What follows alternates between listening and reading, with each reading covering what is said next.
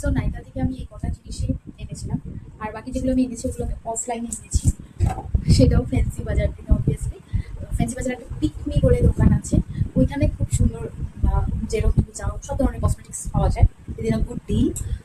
So ওইখান থেকে আমি কিছু অ্যাক্সেসরিজ এনেছি, যেগুলো কয়েকটা আমার হাতের সামনে আছে সেগুলো আমি দেখিয়ে দিচ্ছি। বাকিগুলো অ্যাকচুয়ালি আমার প্যাকিং হয়ে গেছে, তো আমি এগুলো আর দেখাতে পারছি না, যখন পুজোতে করবো তখন ওগুলো দেখে নিও।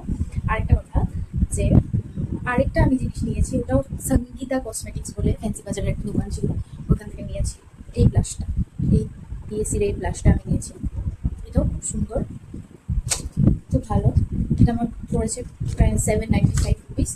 পিএসির একটা blush in the shade dusty pink. আমি এখন আর ফেসে ইউজ করছি না, জাস্ট একটু হাতে ইউজ করে দেখিয়ে দিচ্ছি। খুব সামান্যই নিচ্ছি।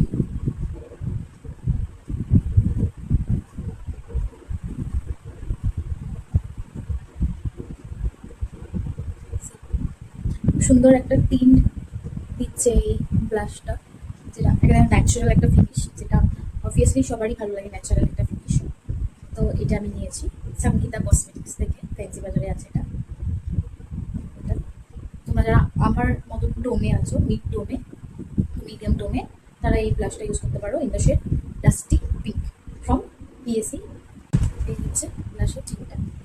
ডে লাইটে আই গেস এটা ঠিকই লাগবে, আর যদি একটু হেভি মেকআপ করো তখন একটু বেশি ইউজ করলে হয়ে যাবে। তো নেক্সট